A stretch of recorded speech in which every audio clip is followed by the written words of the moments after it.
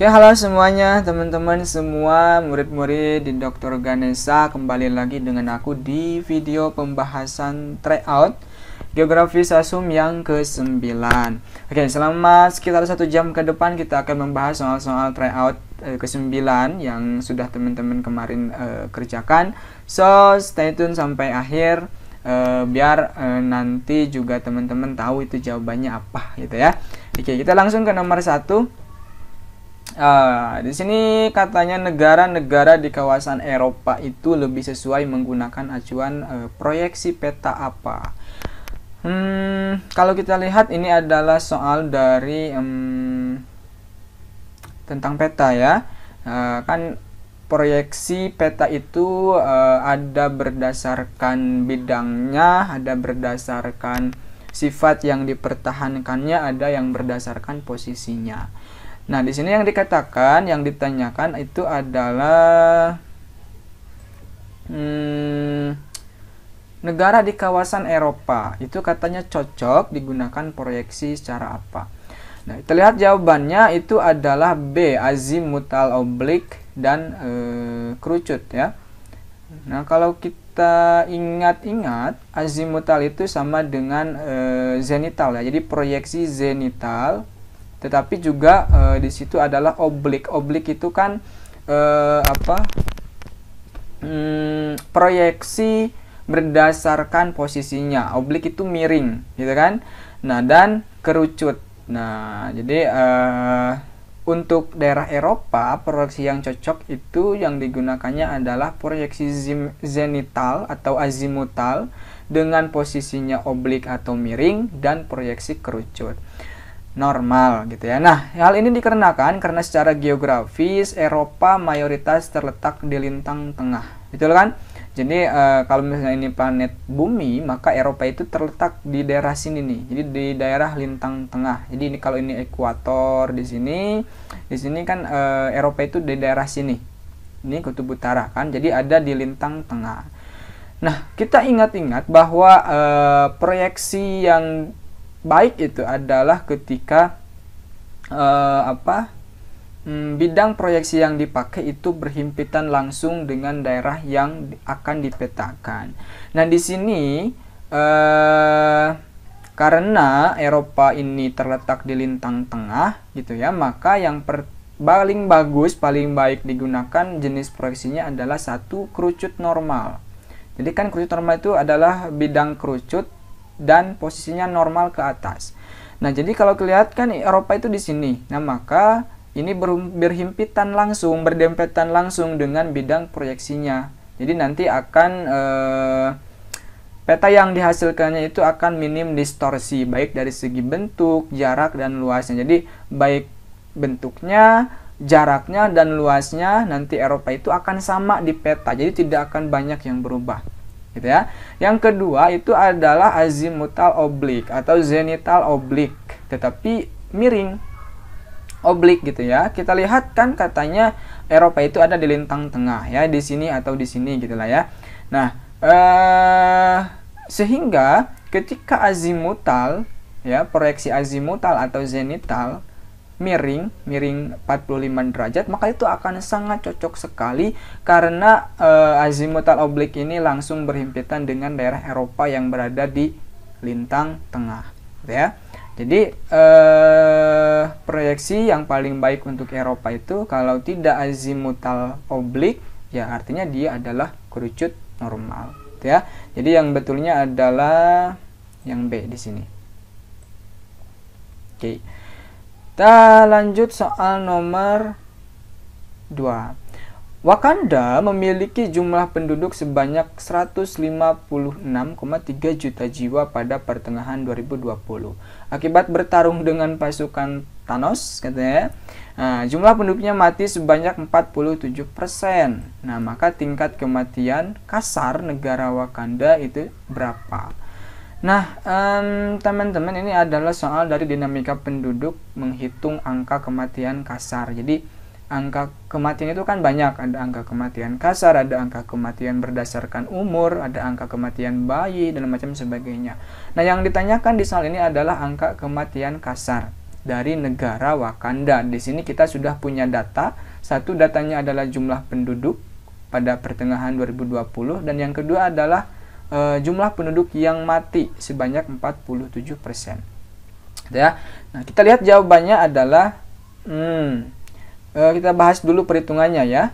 Kita sudah punya data tadi, jumlah penduduk pertengahan tahun itu sebanyak 156,3 juta, artinya dia 156.300.000. Nah, kematiannya adalah 47%, artinya 47% dari 156,3 juta berapa? Yaitu 73.461.000.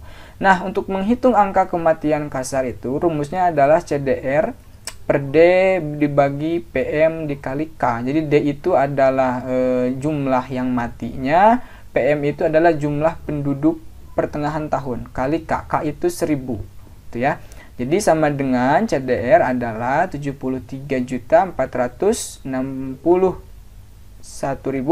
dibagi 156.300.000 dikali 1000, sama dengan berapa? 470 per 1000. Jadi mengapa kita pakai 1000? Karena di sini dikatakan bahwa tingkat kematian kasar itu didefinisikan sebagai banyaknya orang yang meninggal pada suatu tahun dibagi jumlah penduduk pertengahan tahun tersebut. Betul kan?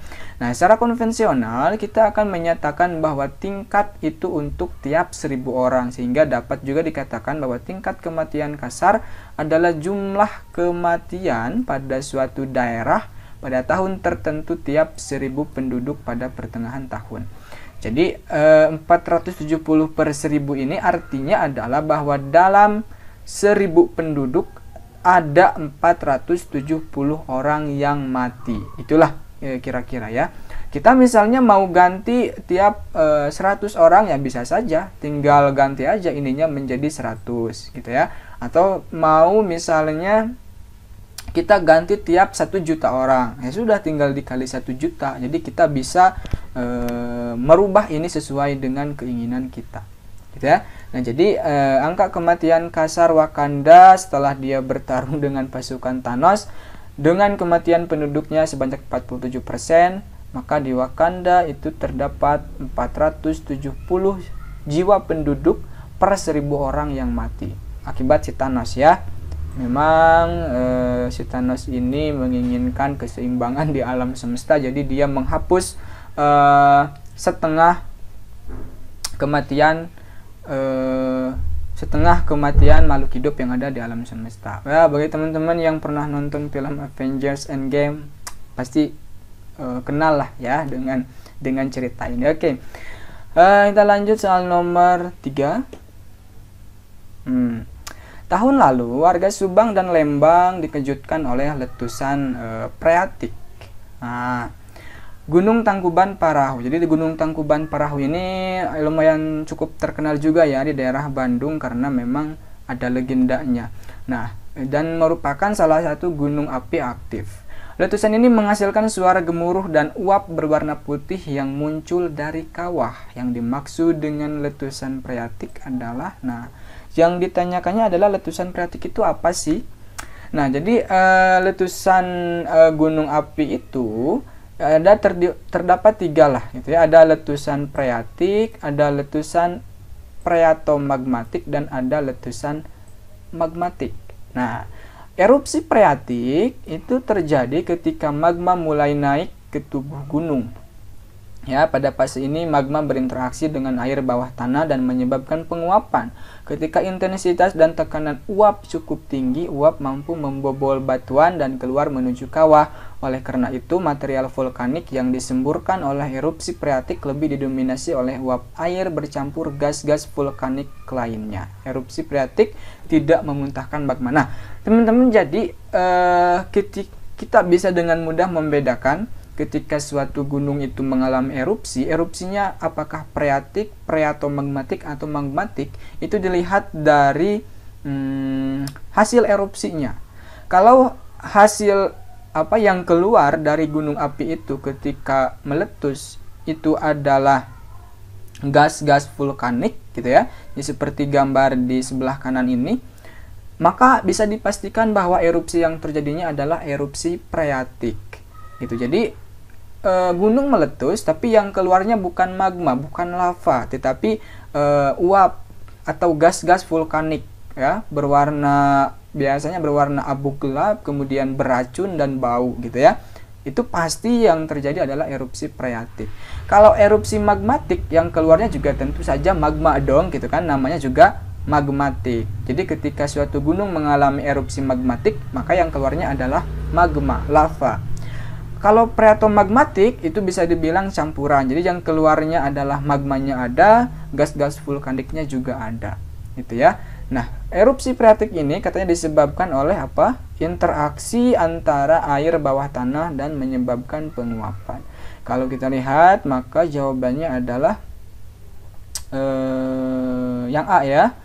Jadi letusan freatik itu disebabkan adalah letusan yang terjadi akibat kontak antara uap air dengan magma panas. Jadi kan di dalam perut bumi kita itu, di bawah itu kan ada air pastinya, gitu kan? Jadi air tanah. Ketika si air itu nanti dia berinteraksi dengan magma yang berada di lapisan mantel bumi, nanti kan si uap airnya ikut panas. Jadi si air tanahnya itu ikut panas, ketika intensitasnya tinggi dan tekanannya tinggi, maka dia meledak ke atas melalui gunung api dan jadilah erupsi gitu. Oke. Nomor 4, salah satu alasan pemindahan ibu kota dari Jakarta ke Kalimantan Timur ialah wilayah Jakarta dianggap rawan terhadap banjir. Padahal berbagai wilayah di Indonesia sebenarnya dapat mempersiapkan diri dengan mengetahui pola curah hujan. Sebagian besar kawasan Pulau Jawa diketahui memiliki pola curah hujan apa? Nah, ini adalah materi iklim. Jadi kan kalau kita bahas soalnya dari kan beberapa tahun kemarin sempat ada berita bahwa Presiden ingin memindahkan ibu kota dari Jakarta ke Kalimantan Timur kan.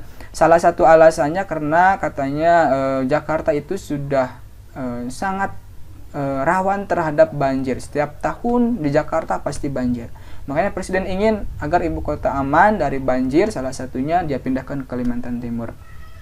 Nah, padahal secara teknis, secara ilmiah, bahwa katanya setiap wilayah di Indonesia itu bisa mempersiapkan diri terhadap banjir dengan mengetahui pola curah hujannya. Nah, maka di sini dikatakan bahwa Pulau Jawa memiliki pola curah hujannya apa? Di sini ada 5 opsi jawaban dan kita lihat bahwa pola curah hujan itu di Indonesia terdiri atas 3. Ada monsunal, ada ekuatorial, dan ada lokal. Ya. Nah, pola monsunal dicirikan oleh tipe curah hujan yang bersifat unimodial. Jadi satu puncak musim hujan dan satu puncak musim kemarau. Jadi kalau digambarkan teman-teman, nanti bentuk si grafik dari curah hujannya itu adalah berbentuk U seperti ini. Jadi kan ini adalah Januari, Februari, Maret sampai Desember ya. Kalau diukur hujannya, maka nanti seiring waktu dari Januari Februari, maka curah hujannya akan seperti ini berbentuk huruf U. Jadi dari Januari Februari itu curah hujannya besar gitu ya, curah hujan, sampai hingga puncak musim kemarau di Juni, Juli, Agustus itu curah hujannya kecil. Kemudian naik lagi curah hujannya dari mulai Oktober, November, Desember gitu. Itu adalah pola curah hujan monsunal. Jadi ada satu puncak musim hujan yang biasanya terjadi di bulan Desember, Januari, dan Februari, dan satu puncak musim kemarau biasanya terjadi di Juni, Juli, Agustus. Nah, itu adalah pola curah hujan yang terjadi kebanyakan di daerah Jawa. Nah, di Indonesia ada juga curah hujannya itu ekuatorial. Kalau ini bentuknya itu dia 2 puncak musim hujan dan 2 puncak musim kemarau. Jadi musim kemarau itu puncaknya terjadi 2 kali, dan musim hujan juga puncaknya terjadi 2 kali gitu ya. Itu biasanya terdapat di daerah sekitar Sulawesi. Tetapi di Indonesia juga ada curah hujannya itu polanya adalah lokal. Jadi ya curah hujan bersifat lokal gitu. Jadi tidak dipengaruhi oleh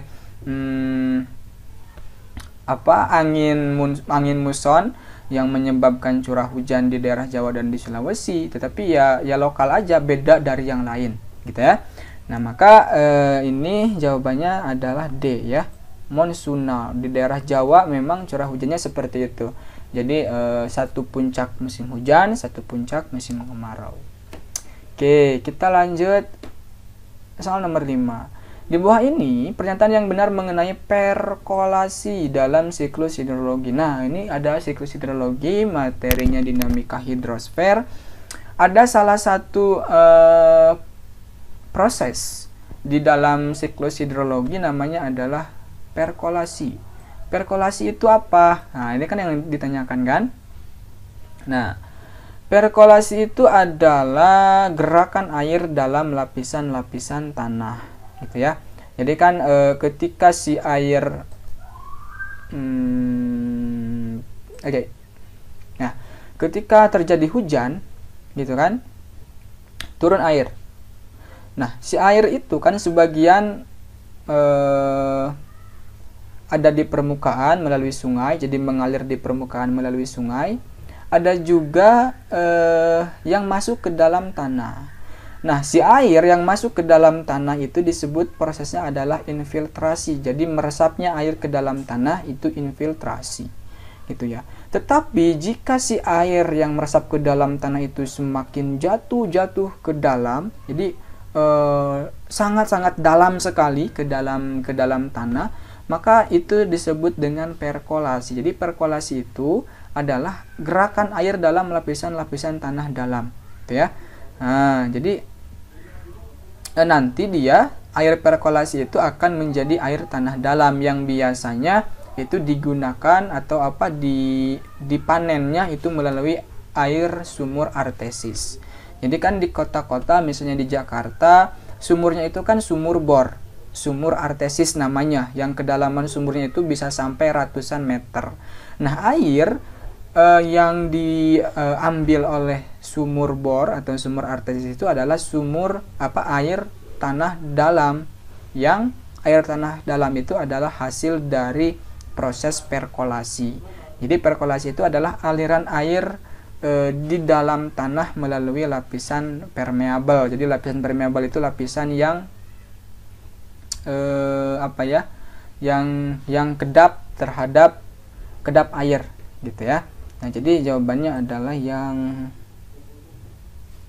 A ya. Jadi perkolasi, ingat, aliran air di dalam tanah melalui lapisan permeabel.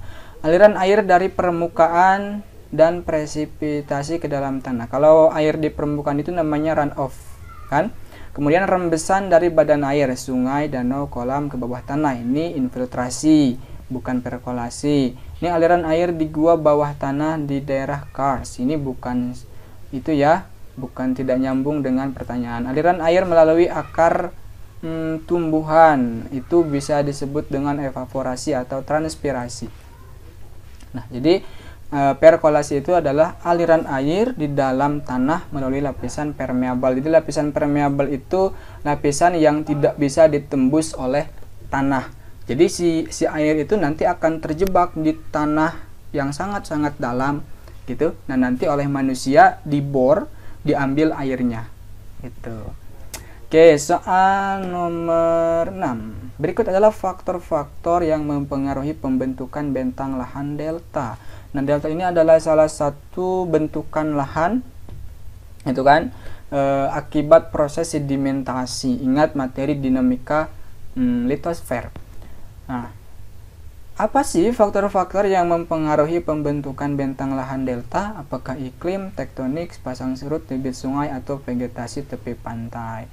Nah, jawabannya adalah, kita bahas dulu. Delta adalah bentang lahan hasil proses sedimentasi kan, sungai yang terbentuk di muara. Jadi sungai kan membawa material, dia membawa pasir, dia membawa hasil pelapukan dari batuan, dia dibawa dari daerah hulu hingga sampai ke daerah pantai, dia diendapkan di muara. Nanti jadilah delta lama-kelamaan ya. Sehingga proses pembentukannya akan sangat dipengaruhi oleh hal-hal yang terdapat di sungai dan di pantai gitu kan. Seperti debit air, pasang surut, vegetasi dan iklim. Debit air semakin besar air sungainya, semakin deras air sungainya, semakin banyak air sungainya, tentu ini akan berpengaruh terhadap pembentukan delta.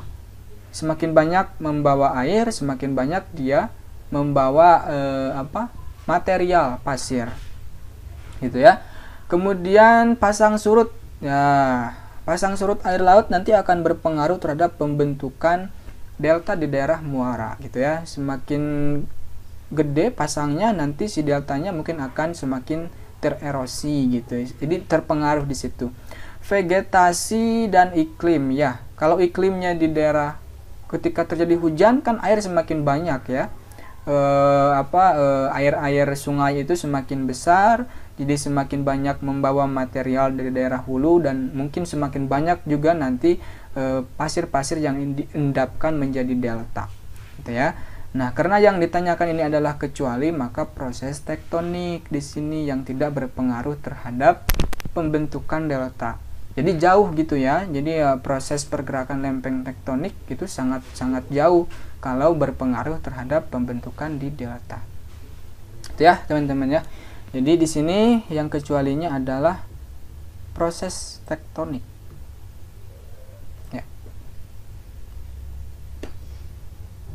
Nomor 7, fauna endemik di bawah ini yang tidak termasuk ke dalam wilayah fauna asiatis. Nah, ini flora fauna kelas 11. Kan Indonesia dibagi atas 3 wilayah kan. Ada wilayah asiatis, ada wilayah australis, dan ada wilayah peralihan. Nah, wilayah asiatis ini contoh faunanya itu apa? Misalnya ada badak bercula 1, tapir, harimau Sumatera, orang hutan, dan pesut mahakam. Kalau anoa itu adalah mamalia dari wilayah fauna peralihan. Jadi yang tidak termasuk ke dalam wilayah fauna asiatis itu adalah anoa ya, yang C. Nah, coba kita lihat petanya. Nah, ini wilayah asiatis, ini wilayah australis, ini wilayah peralihan, atau ini wilayah Indonesia bagian barat, ini adalah wilayah Indonesia bagian timur, dan ini adalah wilayah peralihan dibatasi oleh garis Wallace dan garis Weber gitu kan. Nah, wilayah bagian barat, nah ini ada beruang madu, contoh faunanya ada harimau, orangutan, gajah, badak gitu ya, banteng, dan macam sebagainya. Nah, di wilayah peralihan ini ada anoa. Jadi anoa adalah wilayah fauna Indonesia bagian tengah atau bagian peralihan, bukan fauna bagian barat.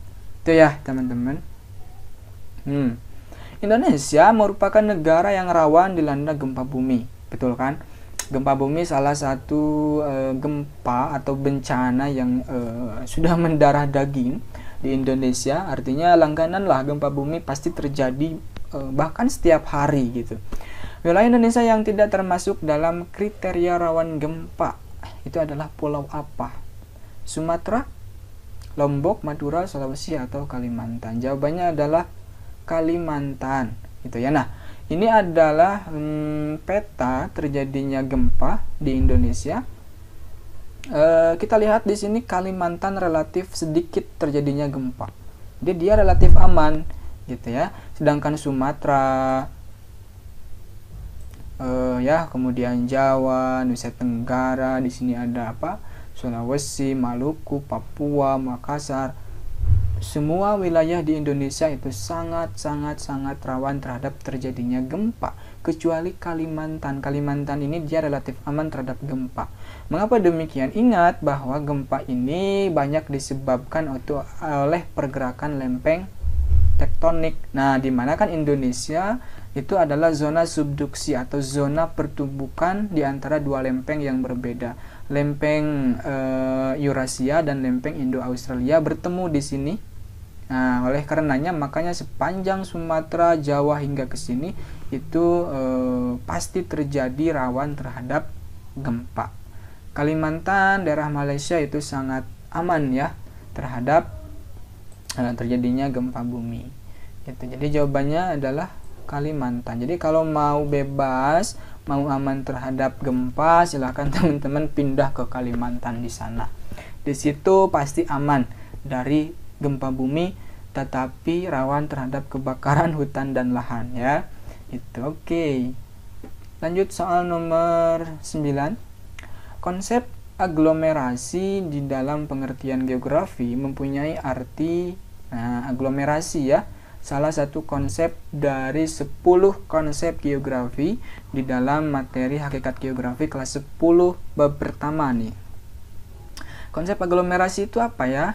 Nah, konsep aglomerasi itu adalah kecenderungan yang bersifat mengelompok pada suatu wilayah yang relatif sempit yang paling menguntungkan mengingat kesejenisan gejala maupun adanya faktor-faktor umum yang menguntungkan. Nah, misalnya pada masyarakat kota cenderung tinggal mengelompok pada tingkat yang sejenis sehingga timbul permukiman elit gitu ya. Ada daerah tempat tinggal para pedagang, daerah permukiman, komplek perumnas gitu ya, yang kebanyakan itu penghuninya PNS gitu. Ada juga permukiman kumuh. Nah, ada pemukiman elit, ada permukiman kumuh, ada permukiman tempat pedagang. Itu adalah konsep aglomerasi di dalam geografi. Jadi konsep kecenderungan mengelompok berdasarkan kesamaan jenis, kesamaan gejala dan macam sebagainya. Gitu ya. Mungkin teman-teman juga pernah dengar ada permukiman Cina misalnya ya, ada permukiman Arab. Jadi di situ tuh yang tinggal ya orang-orang keturunan Tionghoa semua. Kalau di permukiman Cina misalnya, pemukiman Arab juga ya orang-orang yang keturunan orang-orang Arab sehingga mengumpul bersatu di situ untuk tinggal di situ. Jadi kecenderungan bersifat mengelompok itu disebut dengan aglomerasi. Nah, dari keempat pernyataan ini, maka yang betulnya adalah cuma 4, jadi yang D gitu ya. Jadi kecenderungan persebaran yang bersifat mengelompok pada suatu wilayah. Next, soal nomor 10. Tipe sungai pada daerah gunung api adalah rektangular dan radial. Oke. Berarti ini adalah soal hidrosfer mengenai bentuk-bentuk aliran sungai ya. Bentuk aliran sungai itu kan ada dendritik, rektangular, radial dan macam sebagainya ya. Kalau obsekuen dan antesedan itu bukan bentuk aliran sungai, jadi salah. Jadi kemungkinannya adalah B, C, D. Kita lihat gimana sih tipe sungai pada daerah gunung api. Nah, jawabannya adalah radial teman-teman. Jadi kalau kita lihat ya, di daerah gunung api, ini gunung api gitu ya, maka nanti sungainya, bentuk sungainya akan seperti ini. Jadi radial, jadi menyebar ke segala arah dari satu pusat. Jadi pusatnya di sini adalah gunung api itu sendiri. Nanti kan di sana akan banyak mata air bermunculan ya. Di mata air muncul di sini, turun ke bawah jadi sungai gitu ya. Yang ini jadi sungai dan macam sebagainya. Jadi menyebar ke segala arah dari satu pusat. Itu namanya adalah radial. Jadi tipe aliran sungai berbentuk radial salah satunya ada di daerah gunung api. Gitu ya. Jadi jawabannya ini adalah D, radial. Oke. Soal nomor 11. Indonesia adalah salah satu negara berkembang di dunia dan selalu bekerja sama dengan negara sahabat demi tercapainya tujuan pembangunan bersama. Betul kan, kita adalah negara yang banyak sekali melakukan kerjasama dengan negara-negara lain. Sebagai negara berkembang, kita banyak bekerja sama dengan negara maju. Nah, faktor yang mempengaruhi kerjasama antar negara maju dan negara berkembang adalah apa nih dari keempat ini? Kita bekerja sama dengan Inggris, bekerja sama dengan Amerika kan, Perancis, Kanada, Australia sebagai negara maju. Apa sih yang faktor-faktor yang menyebabkan terbentuknya kerjasama itu? Nah, dilihat dari keempat pernyataan ini, maka jawaban yang betulnya adalah 2 dan 4. Jadi perbedaan sumber daya alam dan saling melengkapi kebutuhan. Amerika Serikat misalnya, dia kekurangan sumber daya alam batu bara. Di kita, batu bara di Indonesia itu sangat banyak, sehingga perbedaan sumber daya alam batu bara itulah menimbulkan terjadinya kerjasama ekonomi antara negara maju dan berkembang. Gitu. Karena Amerika butuh batu bara, karena di sana kurang, ya maka sama kita dilengkapi kebutuhannya, dilengkapi kebutuhan batu baranya. Gitu ya. Kemudian yang keempat, saling melengkapi kebutuhan tentu saja, karena adanya perbedaan sumber daya alam, artinya disitulah timbul saling melengkapi kebutuhan antar negara maju dan negara berkembang. Ya, jadi jawabannya adalah C ya, 2 dan 4. Kesamaan ras, gimana ya? Sekarang itu sudah tidak zamannya lagi ketika ras itu menjadi salah satu faktor yang membentuk kerjasama. Kita sebagai ras Asia, ya, bekerja sama dengan ras orang-orang kulit putih, gitu kan, di Eropa dan Amerika. Jadi tidak menjadi halangan. Kesamaan ideologi negara ini juga sudah tidak sudah tidak zaman lagi gitu. Kalau dulu sih boleh-boleh aja ketika misalnya ideologinya liberal bekerja sama lagi dengan yang liberal, komunis bekerja sama lagi dengan negara-negara komunis. Kan sekarang sudah damai, dunia sudah menjadi suatu tempat yang penuh dengan kedamaian. Jadi ideologi negara itu sudah tidak menjadi halangan untuk melakukan kerjasama meskipun berbeda ideologi. Toh Cina aja yang ideologinya komunis, katanya kan, dia kan bisa bekerja sama dengan semua negara, gitu. Jadi tidak menjadi halangan. Oke, kita lanjut soal nomor 12 ya. Tahun Kabisat adalah tahun yang terjadi setiap 4 tahun sekali, di mana jumlah hari pada bulan Februarinya adalah 29 hari. Tahun Kabisat sebagai dampak dari apa nih? Jadi kan tahun Kabisat itu adalah memang tahun yang terjadi setiap 4 tahun sekali. Dimana tahun Kabisat itu kalau jumlah hari di bulan Februarinya adalah sebanyak 29 hari. Nah, mengapa sih ada tahun Kabisat? Nah, itu adalah sebagai akibat dari bumi berevolusi selama 365 hari 6 jam. Jadi tahun Kabisat adalah tahun kelipatan 4 atau tahun yang terjadi setiap 4 tahun sekali. Dalam melakukan revolusi, bumi memerlukan waktu selama 365 seperempat hari atau lebih 6 jam. Jadi 365 hari lebih 6 jam. Nah, untuk tujuan kepraktisan, maka dalam setahun dianggap 365 hari bulat gitu ya. Udahlah, karena 6 jam itu tidak full satu hari, jadi satu tahun itu kita anggap 365 hari saja bulat gitu. Jadi yang kelebihan 6 jamnya tidak dianggap.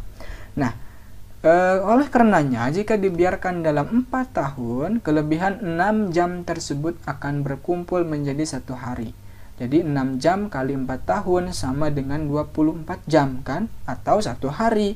Nah, maka yang kelebihan satu hari dalam setiap 4 tahun ini ditambahkan ke bulan Februari, dan akhirnya bulan Februari jumlahnya adalah 29 hari dan disebut sebagai tahun Kabisat gitu ya. Nah, jadi yang A jawabannya. Soal nomor 13. Faktor non-fisik yang menjadi alasan suatu wilayah menjadi pusat pertumbuhan terdapat pada angka. Nah, ada pusat pertumbuhan ya. Misalnya Jakarta sebagai pusat pertumbuhannya Indonesia, di mana di situ berbagai bidang mulai dari ekonomi, politik, sosial, budaya, pendidikan ada di sana. Sehingga Jakarta sebagai salah satu wilayah pertumbuhan di Indonesia. Nah, apa sih faktor yang menyebabkan suatu wilayah bisa menjadi pusat pertumbuhan? Tentunya ada faktor fisik dan ada faktor non-fisik. Jadi ada faktor faktor fisik, ada faktor non-fisik atau faktor sosial. Nah, dalam soal yang termasuk ke dalam faktor sosial adalah sikap terbuka masyarakat untuk menerima hal baru kemajuan di bidang teknologi dan informasi, serta memiliki jumlah penduduk yang sangat besar. Jadi 134 ya. 134. Memiliki potensi sumber daya alam yang melimpah, itu kan faktor fisik, bukan faktor sosial gitu kan. Kemudian merupakan daerah dataran yang rendah dan subur, itu juga faktor fisik, bukan faktor sosial gitu kan. Yang satu, sikap terbuka masyarakat untuk menerima hal baru, ya, itu faktor fisik. Semakin terbuka masyarakatnya dalam menerima hal yang baru, maka semakin banyak sekali proses proses percampuran kebudayaan, ya kan, di dalam sosiologi terjadi, sehingga semakin maju masyarakatnya. Itu kemajuan di bidang teknologi dan informasi, ya, semakin canggih teknologinya, semakin banyak informasi yang beredar di suatu wilayah, semakin maju juga. Dan jumlah penduduk yang sangat besar tentu juga akan sangat berpengaruh terhadap suatu wilayah menjadi pusat pertumbuhan. Penduduknya besar, tentu nanti pemerintah di sana akan membangun berbagai macam infrastruktur, sarana dan prasarana agar mendukung jumlah penduduk yang besar itu, sehingga semakin banyak infrastruktur, semakin baik sarana dan prasarana, itu nanti dia berfungsi, berpengaruh terhadap pusat pertumbuhan gitu ya. Oke, nomor 14, salah satu keunggulan SIG menggunakan komputer. Jadi SIG itu pada zaman dahulu memang sebelum adanya komputer masih dilakukan secara manual. Kebayangkan. Nah, di sini ada salah satu keunggulan SIG menggunakan komputer. Apa keunggulannya? Nah, di sini ada beberapa keunggulan, ada 8 keunggulan di sini. Nah, jawabannya yang E, mudah diubah jika sewaktu-waktu ada perubahan gitu ya. Nah, karena menggunakan komputer, ya, yang namanya komputer gitu ya, teknologi canggih ya, artinya ketika sewaktu-waktu ada perubahan, ya kita tinggal buka komputer, kita ubah jadi gitu kan. Jadi sangat mudah kalau menggunakan komputer. Data tidak dapat digunakan untuk analisis statistik, ya. Kalau menggunakan komputer mau dianalisis bagaimanapun gitu ya, itu pasti mudah. Penyimpanan data tidak akurat, ya enggak juga dong, yang namanya komputer teknologi canggih, datanya pasti akurat. Lambat dalam mengolah data, pasti lebih cepat dong. Memerlukan banyak ruang untuk menyimpan data, tidak juga kan. Kita punya data tumpukan kertas, kalau disimpan di suatu brankas, lemari, itu kan pasti banyak memerlukan data. Kalau menggunakan komputer, tinggal kita masukin dalam satu folder, dalam satu komputer, ya sudah. Jadi tidak banyak memerlukan ruang untuk menyimpan data, gitu ya. Nah, jadi di sini yang ditanyakan adalah keunggulan SIG, maka jawabannya adalah mudah diubah jika sewaktu-waktu ada perubahan. Oke, nomor 15 teman-teman. Penginderaan jauh sistem radar biasa disebut sebagai sistem pasif katanya. Karena radar mengirim tenaga elektromagnetik dari sensor, lalu pantulannya diterima lagi oleh sensor melalui antena. Nah, jadi kan teman-teman ingat, ada penginderaan jauh itu ada sistem pasif kan, ada sistem aktif. Nah, di sini ada dua pernyataan, kita harus analisis pernyataannya benar atau salah. Nah, pernyataan yang pertama adalah salah, alasannya benar. Gitu ya, jadi yang D ya. Jadi penginderaan jauh sistem radar itu bukan pasif, tapi harusnya aktif gitu. Sebab radar mengirim tenaga elektromagnetik dari sensor, lalu pantulannya diterima lagi oleh sensor melalui antena, itu benar. Gitu ya. Nah, coba kita bahas. Penginderaan jauh terdiri atas dua sistem, aktif, pasif. Penginderaan jauh sistem pasif menggunakan cahaya matahari sebagai sumber tenaga dan hanya dapat beroperasi pada siang hari saat cuaca cerah. Jadi komponen penginderaan jauh kan salah satunya adalah tenaga matahari, ya kan?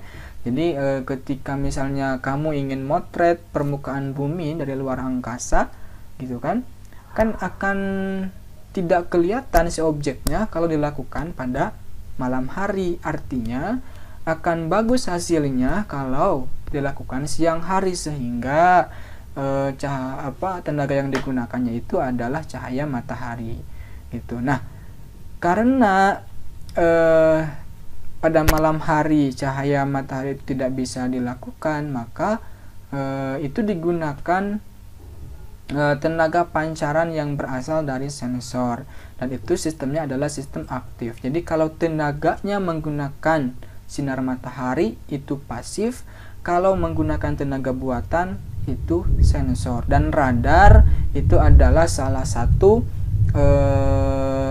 sistem penginderaan jauh yang menggunakan tenaga buatan.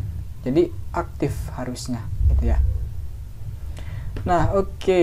Nomor 16, iklim matahari adalah sistem klasifikasi iklim yang dikembangkan berdasarkan apa?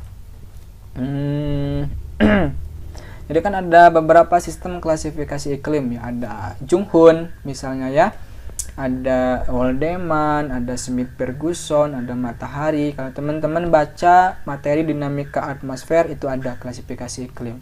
Nah, yang ditanyakan di sini adalah iklim mataharinya, teman-teman. Itu berdasarkan apa sih? Nah, ternyata jawaban yang benarnya adalah berdasarkan sedikit banyaknya sinar matahari yang diterima oleh bumi. Nah, jadi kita kan mengenal ada daerah tropis, gitu ya, ada daerah subtropis, ada daerah sedang, ada iklim dingin. Nah, penggolongan iklim itu dinamakan dengan iklim matahari. Jadi sedikit banyaknya sinar matahari yang diterima bumi. Di daerah ekuator seperti daerah Indonesia, gitu kan, itu sinar mataharinya sangat banyak, rata sepanjang tahun, disebut dengan iklim tropis. Di daerah iklim dingin misalnya, itu kan sinar mataharinya tidak merata sepanjang tahun. Ingat bahwa daerah dingin itu konsentrasi sinar mataharinya akan dipengaruhi oleh revolusi bumi. Jadi nanti dia akan ada musim dingin, ada musim panas, akan ada musim gugur dan musim semi. Jadi dalam setahun dia hanya musim panas saja ketika dia mendapatkan sinar matahari yang banyak gitu ya. Nah, jadi penggolongan ada iklim tropis, subtropis, sedang, dingin itu namanya adalah sistem klasifikasi iklim matahari, di mana dia berdasarkan banyak tidaknya sinar matahari yang diterima oleh bumi gitu ya. Nah, jadi jawabannya adalah yang B. Ya. Nomor 17, jika berkaitan dengan lingkungan, pembangkit listrik tenaga nuklir adalah sumber energi yang lebih baik daripada pembangkit listrik yang menggunakan bahan bakar fosil. Jadi bahan bakar fosil kayak semacam gas bumi atau gas alam, batu bara, ya, minyak bumi itu bahan bakar fosil. Listrik kita yang kamu gunakan untuk belajar gitu ya, kamu gunakan untuk mencas HP, mencas laptop, dan macam sebagainya, itu berasal sekitar 70% berasal dari bahan bakar fosil, yaitu batu bara. Jadi batu bara dibakar, kemudian nanti dia menghasilkan energi, kemudian energi itu nanti dia menghasilkan listrik. Nah, jadi energi listrik yang kita pakai sehari-hari sebagian besar itu berasal dari bahan bakar fosil. Nah, katanya ada pembangkit listrik tenaga nuklir atau PLTN. Akan ada pembangkit listrik tenaga air ya, PLTB.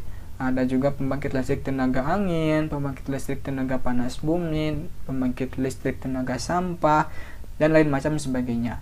Nah, di sini ada pembangkit listrik tenaga nuklir. Menurut penelitian, itu katanya lebih baik daripada pembangkit listrik yang menggunakan bahan bakar fosil dari segi lingkungan. Mengapa PLTN itu lebih baik dari segi lingkungan daripada pembangkit listrik yang menggunakan bahan bakar fosil? Jawabannya itu adalah D. Nuklir adalah sumber energi yang tidak menghasilkan polusi udara, gitu ya. Di kita kan masih ada stereotip atau anggapan bahwa nuklir itu berbahaya, itu ya, bisa menjadi bom dan lain macam sebagainya gitu. Padahal kalau Indonesia mampu mengembangkan pembangkit listrik tenaga nuklir, maka listrik kita nanti akan akan lebih ramah terhadap lingkungan. Jadi kan kalau kita membakar batu bara sehingga menghasilkan listrik, nanti kan dia menghasilkan gas semacam karbon dioksida, gas metana, dia pergi ke udara, akhirnya terkumpul di atmosfer dan menyebabkan perubahan iklim terjadi, gitu ya. Nah, pembangkit listrik tenaga nuklir merupakan salah satu pembangkit listrik yang tidak menghasilkan polusi udara karena dia tidak menggunakan bahan bakar fosil seperti minyak bumi dan batu bara. Jadi dia menggunakan semacam reaksi kimia fisika yang menyebabkan atau menghasilkan energi listrik gitu. Jadi dia memanfaatkan tubrukan antara atom, ya. Jadi reaksi kimia fisika di dalam suatu wadah, nanti reaksi kimia fisika itu akan menghasilkan energi dan energi itu menghasilkan listrik. Jadi itu adalah pembangkit listrik tenaga nuklir. Jadi dia tidak menghasilkan asap, tidak menghasilkan polusi di udara. Jadi lebih bersih gitu ya. Nah, oke, soal nomor 18. Areal pertanian di bawah ini yang sangat rentan terhadap dampak dari adanya kekeringan meteorologis itu adalah apa? Di Indonesia kan banyak ya dikembangkan, ada padi ladang, ada sawah irigasi, ada sawah tanda hujan, dan sawah pasang surut. Sawah padi ladang itu adalah padi yang ditanam di lahan kering. Jadi tidak ditanam di sawah yang kotak-kotak itu diairi air gitu ya setiap waktu, enggak. Padi ladang itu adalah padi yang ditanam biasanya di daerah pegunungan, jadi di tanah kering. Sawah irigasi ya tentu sawah yang menggunakan teknik aliran irigasi. Jadi setiap waktu airnya selalu tercukupi gitu ya karena adanya irigasi ini. Sawah tanda hujan adalah sawah yang tergantung, sangat-sangat tergantung terhadap curah hujan. Jadi ketika pada musim hujan para petani itu menanam padi gitu ya, budidaya padi, tetapi saat musim kemarau karena curah hujannya tidak ada, ya sudah sawahnya dibiarkan saja terbengkalai. Nah, itu sawahnya disebut dengan sawah tanda hujan. Kalau sawah pasang surut itu adalah sawah yang airnya itu berasal dari pasang surut air laut. Jadi sawah pasang surut itu pasti adanya di daerah pesisir pantai gitu ya. Nah, di sini katanya dampak dari adanya kekeringan meteorologis itu paling rentan terhadap sawah yang mana? Maka jawabannya itu adalah 1 dan 3 gitu ya. Ada padi ladang dan sawah irigasi. Jadi seperti tadi kan disebutkan kalau sawah tanda hujan kalau tidak ada air ya dibiarkan terbengkalai begitu saja, apalagi kalau kekeringan terjadi ya petani tidak menanami sawahnya gitu ya. Jadi sangat rentan terhadap dampak dari adanya kekeringan. Demikian juga padi ladang, semakin banyak hujan terjadi, semakin banyak air di situ, ya para petani mungkin akan berani untuk menanami ladangnya dengan padi gitu kan. Kalau sedikit air hujannya ya karena takut gagal panen, petani tidak menanami ladang mereka gitu ya. Jadi jawabannya itu adalah B, 1 dan 3. Nah, ini adalah contoh padi sawah tanda hujan. Biasanya memang terdapat di daerah pedesaan ya, sawah-sawah tanda hujan itu. Di daerah tinggi gitu ya, bentuk sawahnya gini, miring, terasering kayak gitu. Nanti airnya itu berasal dari curah hujan. Nah, kalau yang sebelah kanan itu adalah contoh sawah padi ladang. Jadi ditanamnya dia di tanah yang kering. Jadi bukan di sawah berbentuk kotak-kotak kayak gini gitu ya. Oke. Kita lanjut soal nomor 19. Pasang surut air laut terjadi karena faktor apa? Tadi kita sudah bahas ada surut air laut kan, ada pasang, ada surut. Apa sih yang menyebabkan pasang surut air laut itu? Jawabannya adalah cek pengaruh gaya tarik bulan dan matahari terhadap bumi. Nah, jadi pasang naik dan pasang surut itu merupakan bentuk gerakan air laut yang terjadi karena pengaruh gaya tarik bulan dan matahari terhadap bumi. Gitu ya. Jadi kan kita punya bulan dan kita juga punya matahari.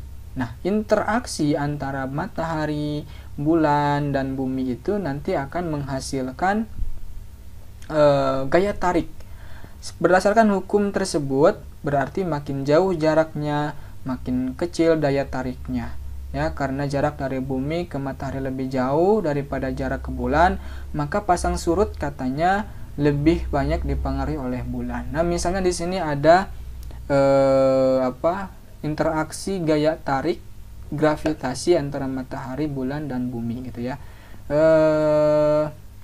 Nah, jadi ini pasang surutnya terjadi di bumi ketika ada tarikan gaya gravitasi dari bulan dan matahari. Ini juga sama gitu. Jadi ini ditarik oleh matahari, ini ditarik oleh bulan. Nah, sehingga terjadilah di situ pasang surut air laut. Ini nomor terakhir. Pernyataan yang benar mengenai ciri-ciri hutan hujan tropis. Nah, teman-teman, ada 6 pernyataan di sini memiliki curah hujan yang sangat tinggi dan merata sepanjang tahun. Betulkah? Betul kan, curah hujan itu di hutan hujan tropis itu sangat tinggi dan merata sepanjang tahun, katanya lebih dari 2000 mm per tahun. Jadi nomor 1 benar ya. Hutan hujan tropis kayak hutan hujan yang ada di kita, contohnya di Papua, di Kalimantan gitu ya, dan beberapa di daerah Jawa itu kan pasti curah hujannya tinggi. Yang kedua, memiliki jenis tumbuhan yang relatif sedikit. Hutan hujan tropis itu adalah hutan-hutan yang memiliki jenis tumbuhannya sangat-sangat banyak gitu ya. Jadi spesiesnya banyak sekali. Kalau kamu pergi ke hutan, di sana akan kamu menemui banyak sekali berbagai jenis tumbuhan, jenis pohon yang berbeda gitu ya. Tidak bisa dihitung, bisa ribuan bahkan sampai jutaan. Jadi nomor 2 salah ya.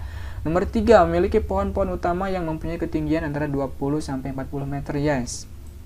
Kalau kamu pergi ke hutan hujan tropis di Kalimantan misalnya, gitu ya, kamu akan menemui di mana hutan-hutan itu pohonnya memiliki tinggi antara 20 sampai 40 meter. Jadi sangat tinggi.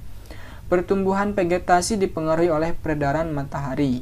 Ini salah ya. Kalau misalnya dipengaruhi oleh peredaran matahari itu biasanya adalah hutan musiman gitu. Kalau